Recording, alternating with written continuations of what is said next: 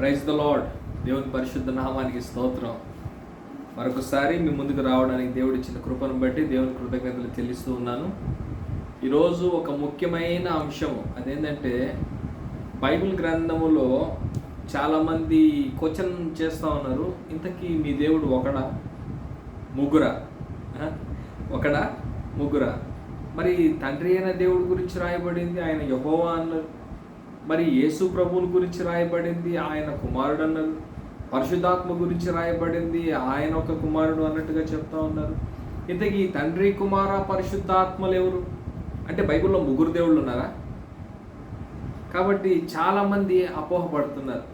అంటే ఒకరిని తగ్గించడానికి, ఒకరిని హెచ్చించడానికి చూస్తున్నారు. అంటే పాత నిబంధనలో ఉన్న ఈ యొక్క దేవుడైన యెహోవా, సైన్యములకు అధిపతియగు యెహోవా అను పరాక్రమం కలిగిన ఆ యొక్క ఘనమైన నామం కలిగిన ఆయనని హెచ్చిస్తూ, ఆయన కుమారుడైన యేసుక్రీస్తు ప్రేమ గలవాడు కనుక ఆయన నామాన్ని కొంచెం తగ్గిస్తూ, పరిశుద్ధాత్మ దేవుడిని ఇంకొంచెం తగ్గిస్తూ మరి చాలామంది మాట్లాడుతూ ఉన్నారు.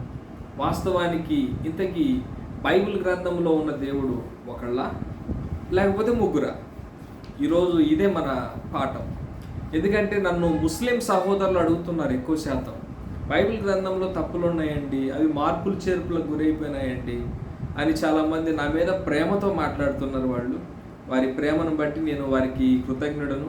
కానీ బైబిల్ గ్రంథం వాస్తవంగా అది ఎవరు ఎన్ని మాట్లాడినా కూడా ఇది మాత్రమే సత్యం అని చెప్పి నా పరిశోధనలో నేను తెలుసుకున్నాను. ఇది ప్రశ్నించడానికి మనిషికి ఎప్పుడు అవకాశం ఇవ్వలేదు. ప్రతి ప్రశ్నకు ఇందులో సమాధానము ఉంది. ఇప్పుడు మన సబ్జెక్ట్ ఏంటంటే, ఇంతకీ దేవుడు ఒకళ్ళ ముగ్గురా? అయితే ద్వితీయోపదేశకాండం 6వ అధ్యాయము 4వ వచనంలో ఈ విధంగా రాయబడింది, ఇశ్రాయేలు వినుము, మన దేవుడైన యెహోవా అద్వితీయుడగు యెహోవా అని రాయబడింది. ఎలాంటి వాడట? అద్వితీయుడు, ఒకడే, ఇద్దరు కాదు, ముగ్గురు కాదు, 10 మంది కాదు. ఎవరంట? దేవుడు ఎవరంట? దేవుడు ఒక్కడే కదా. అయితే నేను ఒక బైబిల్ గ్రంథాన్ని మనం అర్థం చేసుకోవాలంటే పరిశుద్ధాత్మ దేవుని యొక్క సహాయం కావాలి. పరిశుద్ధాత్మ యొక్క సహాయం ఆయన మన హృదయాల్లో ఉంటే తప్పితే ఈ గ్రంథం మనిషికి అర్థం కాదు. ఎందుకంటే దేవుని గ్రంథాన్ని అన్ని క్రోడీకరించుకుంటేనే అందులో ఉన్న సత్యం ఏంటో మనకు బయటపడుతుంది. అక్షరమును మనము నమ్మితే అక్షరము మనిషిని చంపును కానీ ఆత్మ జీవింప చేయును అనేసి అన్నాడు. పరిశుద్ధాత్మ ఎప్పుడైతే మన హృదయాల్లో ఉంటాడో ఆయన మనకు బోధించినప్పుడు ఖచ్చితంగా ఈ వాక్యం అర్థం అవుతుంది. ఆయన లేకుండా కేవలము అక్షరం మాత్రమే మనం చదువుకుంటూ వెళ్ళిపోయామంటే బైబిల్ గ్రంథంలో ఈ అక్షరము నిన్ను చంపుతుంది అనేసి అన్నాడు. అక్షరాన్ని పట్టుకుని నువ్వు దేవుని ఆత్మను విడిచిపెడితే, ఆత్మ సహాయం లేకుండా అక్షరాన్ని చదివితే నీకేం అర్థం కాదు. జయప్రకాష్ నారాయణన్ అనబడిన లోక్సత్తా పార్టీ అధినేత, ఆయన కూడా బైబిల్ గ్రంథంలో ఉన్న ఒక ప్రారంభ అధ్యాయాన్ని చదివినాడంట. చదివి ఈ బైబిల్లో రాయబడిన ఈ అధ్యాయము నాకు అర్థం కాలేదు అని చెప్పలేదు ఆయన. ఈ బైబిలే తప్పు అన్నాడు ఒకటే మాట. నీకు అర్థం కాకపోతే అర్థం కాదని చెప్పాలి, కానీ అది తప్పంటే ఎట్లాగూ? సో ఇప్పుడు మన సబ్జెక్ట్లోకి వెళ్ళిపోదాం ఆలస్యం లేకుండా. కాబట్టి ఆదికాండము 1వ అధ్యాయము 21వ వచనం, అప్పుడు దేవుడైన యెహోవా ఆదామునకు గాఢ నిద్ర కలుగజేసి అతడు నిద్రించినప్పుడు అతని ప్రక్కటి ఎముకలలో ఒక దానిని తీసి ఆ చోటును మాంసముతో పూడ్చివేశాను. తర్వాత దేవుడైన యెహోవా ఆదాము నుండి తీసిన ఎముకల్లో ఆ యొక్క ఎముకను స్త్రీనిగా నిర్మించి ఆదాము యొద్దకు తీసుకొని వచ్చినప్పుడు ఆదాము ఇట్లా, నేను నా ఎముకలలో ఎముక, నా మాంసంలో మాంసము, ఇది నరునిలో నుండి తీయబడింది కనుక ఇది నారి అని అనబడును. కాబట్టి పురుషుడు తన తల్లిని తండ్రిని విడిచిపెట్టి తన భార్యను హత్తుకొను, వారు ఏక శరీరులై ఉందురు. ఏమంటున్నాడు? ఆదాము యొక్క ప్రకటెముకను దేవుడు విరిచి తీశాడు, మాంసాన్ని తీశాడు. ఈ మాంసాన్ని, ఎముకని తీసిన దేవుడు ఏం చేశాడట? ఒక స్త్రీని నిర్మించాడు. స్త్రీని నిర్మించి ఆదాము ముందుకు తీసుకొని వచ్చాడు. ఆదాము అంటున్నాడు, ఇది నా ఎముకలలో ఎముక, నా మాంసంలో మాంసం. ఇప్పుడు ఈ యొక్క ఆదాము దగ్గరకు వచ్చిన ఆ స్త్రీ, ఆ హవ్వమ్మ, ఇప్పుడు అంటున్నాడు దేవుడు, ఇప్పుడు దేవుడు అంటాడు, కాబట్టి పురుషుడు తన తల్లిని తండ్రిని విడిచిపెట్టి భార్యను హత్తుకొను, వాళ్ళిద్దరు ఏక శరీరులు అన్నాడు. ఏక మాంసమై ఉన్నారు, ఏక ఎముకై ఉన్నారు, ఏక శరీరమై ఉన్నారు. వాళ్ళు ఇద్దరుగా కనపడే ఒక్కరు అన్నాడు. ఏమన్నాడు? భార్యాభర్తలు ఇద్దరు ఎవరంట? వారి ఎముకలలో ఎముక, మాంసములో మాంసం. ఈరోజు ఎంతమంది సంతానం ఉన్నారు భూమిపైన? మనుషులందరినీ గురించి దేవుడు ఒకటే ఒక మాట అంటా ఉన్నాడు. 20వ వచనం, ఆదాము తన భార్యకు హవ్వని పేరు పెట్టెను, ఏలయనగా ఆమె జీవము కలిగిన ప్రతి వానికి తల్లి అని అన్నాడు. దేవుడు ఏమన్నాడు? మనుషులందరూ, అబ్బాయి మీరు ఒక తల్లి నుంచే పుట్టారా నాన్న, మీరు మీ డిఎన్ఏలో ఉన్న మూలకణం వెళ్ళి చెక్ చేసుకోండి. ఆ మూలకణం చెప్తుంది మీ అమ్మ ఒకటే.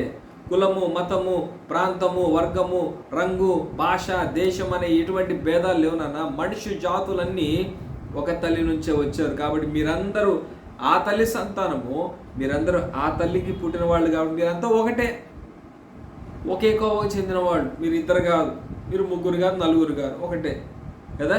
సంతానం అంతా ఒకటే, తల్లిదండ్రులు ఒకటే, భార్యాభర్తలు కూడా ఇక్కడ ఒకటైపోయి. ఎందుకంటే ఏక శరీరం ఏక మాంసం అన్నారు. కాబట్టి ఇప్పుడు ఆదాము హవ్వలు ఎలా కనబడుతున్నారంటే ఇద్దరిలా కనబడే ఒక్కళ్ళు కనబడుతున్నారు. మరి దేవుని విషయంలో వాళ్ళు నలుగురు ఉంటారా? దేవుని గ్రంథం సెలవిస్తూ ఉంది. సింపుల్గా నేను మీకు చెప్పి విడిచిపెట్టేస్తాను.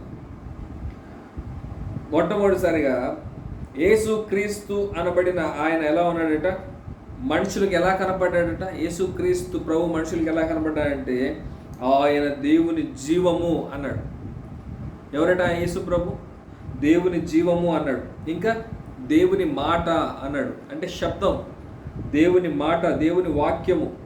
మూడవదిగా దేవుని మహిమ అన్నాడు. ఇంకా దేవుని తేజస్సు అన్నాడు. ఇంకా దేవుని యొక్క మూర్తిమంతమునై ఉన్నాడు అన్నాడు. ఇంకా దేవుని జ్ఞానమై ఉన్నాడు అన్నాడు. ఇంకా దేవుని ఆత్మ అయి ఉన్నాడు. ఇంతవరకు నేను చెప్పింది మొత్తము ఒక 7 పాయింట్లు చెప్పాను. ఈ 7 పాయింట్లు కలిస్తేనే ఒక దేవుడు. అర్థమైందా మీకు? అర్థమైందా?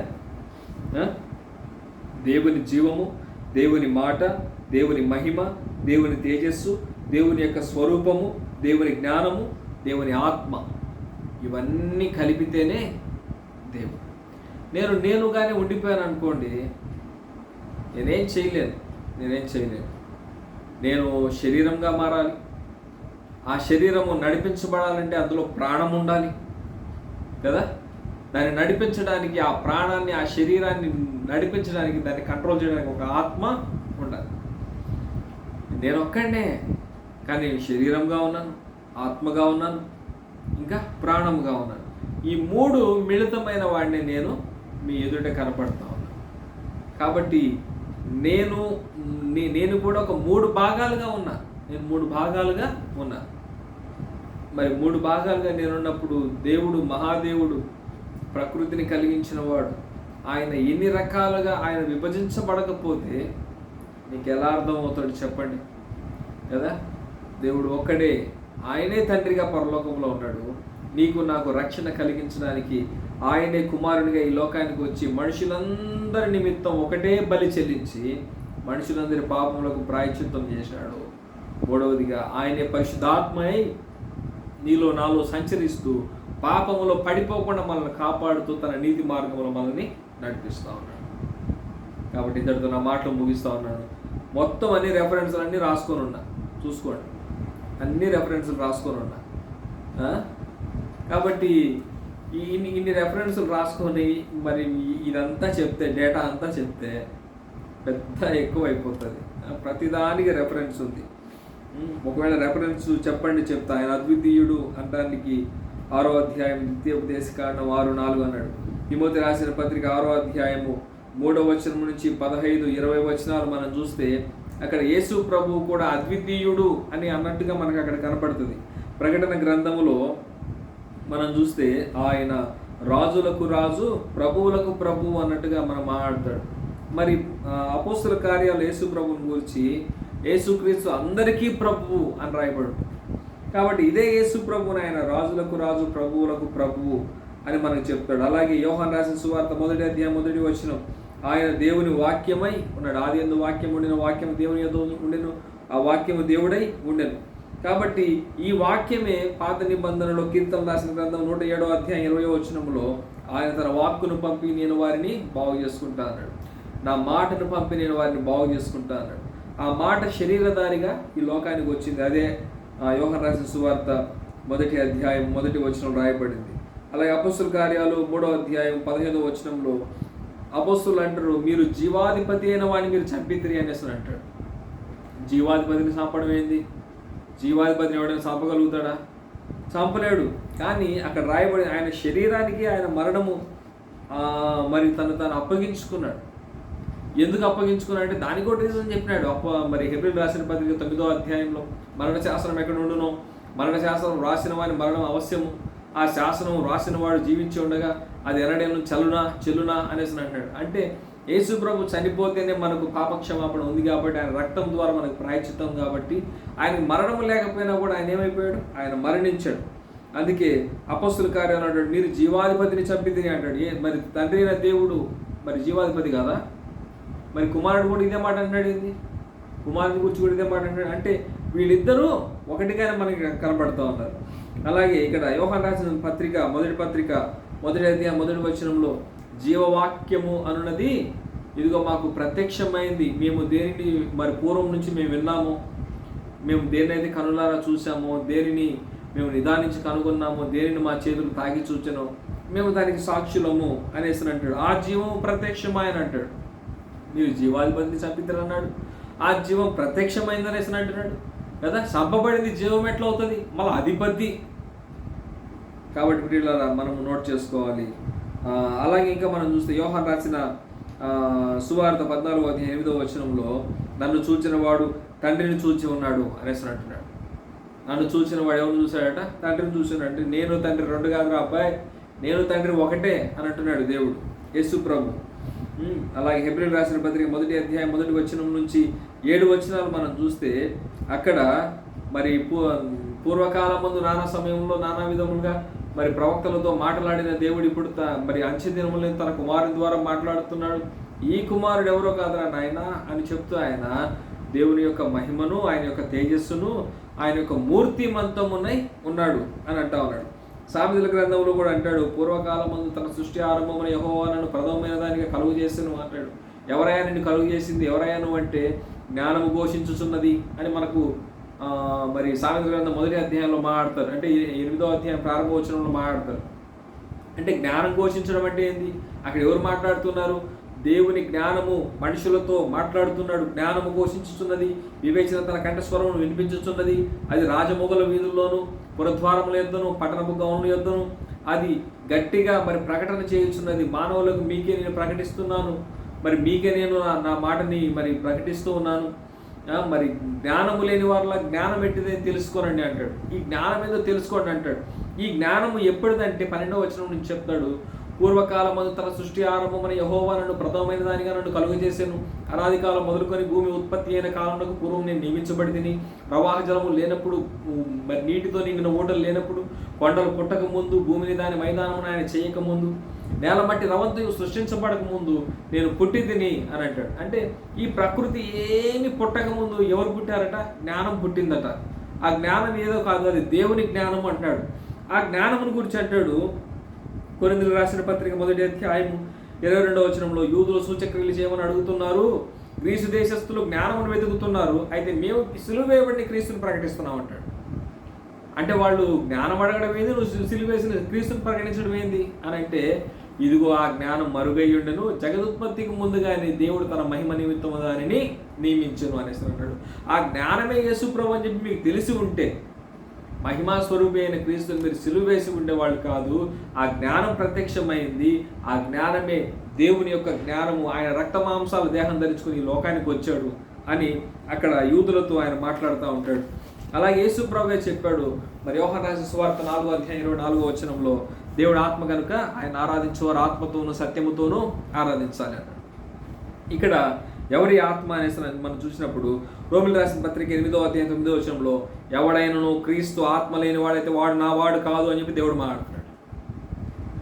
అర్థమైందా? అంటే ఆత్మ అన్నా, జ్ఞానం అన్నా, అంతా ఎవరంట? అంతా క్రీస్తే. తండ్రి అన్నా క్రీస్తే, కుమారుడన్నా క్రీస్తే, పరిశుద్ధాత్మన్నా క్రీస్తే కదా. మనకు అర్థం చేసుకునే విధానంలో మనకు ఉంటుంది, ఏదైనా కూడా అర్థం చేసుకునే విధానంలో మనకు ఉంటుంది. అందుకే నేను చెప్పాను, ఆయన దేవుని జీవమై ఉన్నాడు, దేవుని మాట అయి ఉన్నాడు, దేవుని మహిమై ఉన్నాడు, దేవుని తేజస్సు అయి ఉన్నాడు, దేవుని మూర్తిమంతమై ఉన్నాడు, దేవుని జ్ఞానమై ఉన్నాడు, దేవుని ఆత్మై ఉన్నాడు. కాబట్టి ఇవన్నీ కలిపితేనే ఒక్క దేవుడు. అర్థమైందా? గుణాలు సుగుణాలు చాలా ఉన్నాయి. నేనున్నాను, నేను నా భార్యకి భర్తని, నా తండ్రి కొడుకుని, నా చెల్లెలికి అన్నని, నా బావమరిదికి బావని కదా. ఇన్ని రకాలుగా నేనే ఉన్నప్పుడు మరి సర్వోన్నతుడైన దేవుడు మరి ఇన్నిగా మరి ఆయన విడగొట్టుకోకపోతే నీకు నాకు ఎలాగా? మరి ఒక దృశ్య రూపంలో ఆయన మనకు కనపడతాడు కదా. ఆత్మరూపిగా ఉంటేనే ఆయన మనకు ప్రయోజనం లేదు, కానీ ఆయన ఇన్ని రకాలుగా మారాడు కాబట్టే మనం ఆయన చూస్తా ఉన్నాం. ఇంకొక మాట కూడా ఉంది, దేవుడు ప్రేమాస్వరూపి అయి ఉన్నాడు అన్నాడు. వాడు అన్నాడు, నేను మా అమ్మని బాగా ప్రేమిస్తాను అనేసి అన్నాడు. వాడు అంటున్నాడు, పక్కనోడు అన్నాడు, అరే కొంచెం ప్రేమించి చూపించరా చూద్దాం అనేసి అన్నాడు. కొంచెం ప్రేమించి చూపించి చూద్దాం, అవుతుందా? ప్రేమ చూపించగలుగుతాడా? ఇది కూడా అంతే. పరిశుద్ధాత్మ దేవుని యొక్క ప్రేరణ ఉంటే తప్పితే బైబిల్ గ్రంథం మనిషికి అర్థం కాదు. ఆ ప్రేరణ లేదనుకోండి, పరిశుద్ధాత్మ దేవుడు నీ హృదయంలో లేడనుకోండి, మనకి ఏం అర్థం కాదు, బైబిలే అర్థం కాదు, గందరగోళంగా ఉంటుంది. కాబట్టి ఆత్మ చెప్పే సంగతుల్ని మరి ఆత్మ ద్వారా సరిచూచుకుంటూ దాన్ని పరిశీలించి చదువుకొని ఆ ఆత్మ అనుభవాలు నేర్చుకొని సంతోషించాలి. ఇద్దరితో నా మాటలు ముగిస్తూ ఉన్నాను. Praise the lord. మరి ఇంత లాంగ్ వీడియో కూడా ఎవరు చూడడం చెప్పి నాకు తెలుసు, ఎంతమంది చూస్తారో కూడా నాకు తెలియదు. కాబట్టి దేవుడు మిమ్మల్ని దీవించును గాక. ఆమేన్.